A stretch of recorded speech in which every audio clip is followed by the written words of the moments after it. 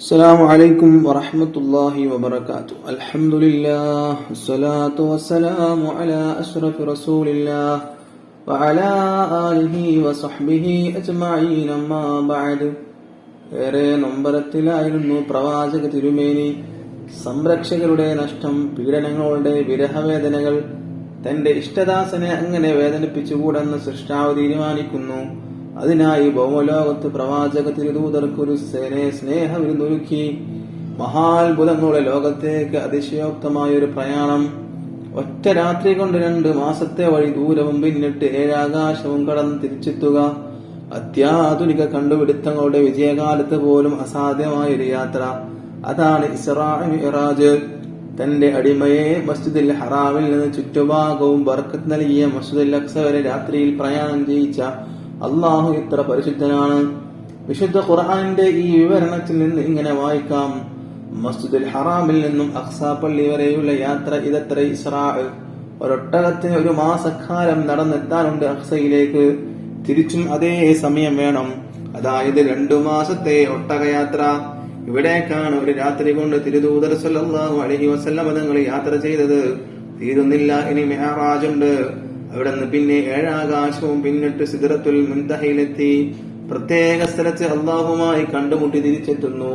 വായുമണ്ഡലത്തിന്റെ പരിധികൾ ഭേദിച്ച് പ്രവാചകരുടെ പ്രയാണം.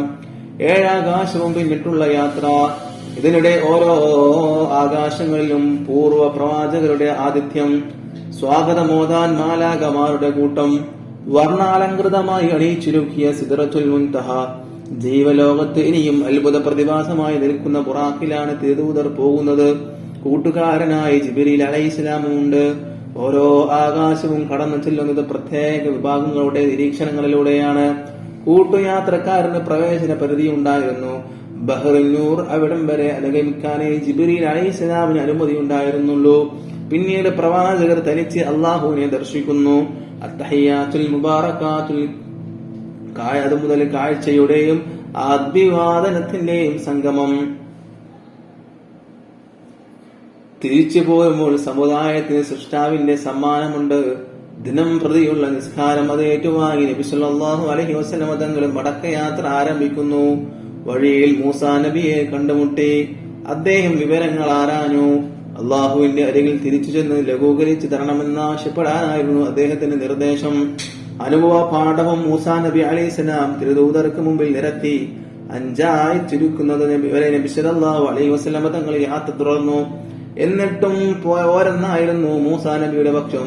പക്ഷേ 10ാം തവണയും ഇക്കാര്യം ആവശ്യപ്പെട്ടു പോകാൻ നബി സല്ലല്ലാഹു അലൈഹി വസല്ലം തങ്ങളുടെ മനസ്സ് കൂട്ടാക്കിയില്ല. ഒടുവിൽ 5-ൽ ഉറച്ച് നബി സല്ലല്ലാഹു അലൈഹി വസല്ലം തങ്ങൾ തിരിച്ചു. യാത്രക്കിടയിൽ ഒട്ടേറെ അത്ഭുത കാഴ്ചകൾക്ക് അവിടുന്ന് സാക്ഷിയായി. ചിലത് ഇവിടെ കുറിക്കാം. ചെമ്പ് നിർമ്മിതമായ നഖമുള്ള ഒരു വിഭാഗത്തിനരികിലൂടെ പ്രവാചകൻ സല്ലല്ലാഹു അലൈഹി വസല്ലം തങ്ങൾ നടന്നു. അവർ നെഞ്ചും മുഖവും മാന്തി കീറുന്നു. പ്രവാചകൻ ജിബ്രീലിനോട് കാര്യം തിരക്കി. മറ്റുള്ളവരുടെ അഭിമാനം പിച്ചിച്ചീന്തിയവരാണ് അവർ എന്ന് മറുപടി നൽകി. മറ്റൊരു കൂട്ടരെ കണ്ടു. അവർ അവരുടെ തലകൾ പാറക്കല്ലിൽ അടിച്ചു തകർക്കുന്നു. പൊട്ടിപ്പിളർന്ന തല പൂർവ്വസ്ഥിതിയിലെത്തുമ്പോൾ വീണ്ടും അതാവർത്തിക്കുന്നു. നിർബന്ധിത നിസ്കാരങ്ങൾ നിർവഹിക്കാൻ മടിയുള്ളവരാണെന്ന് ജിബ്രീൽ അലൈഹിസ്സലാം വിശദീകരിച്ചു കൊടുക്കുന്നു.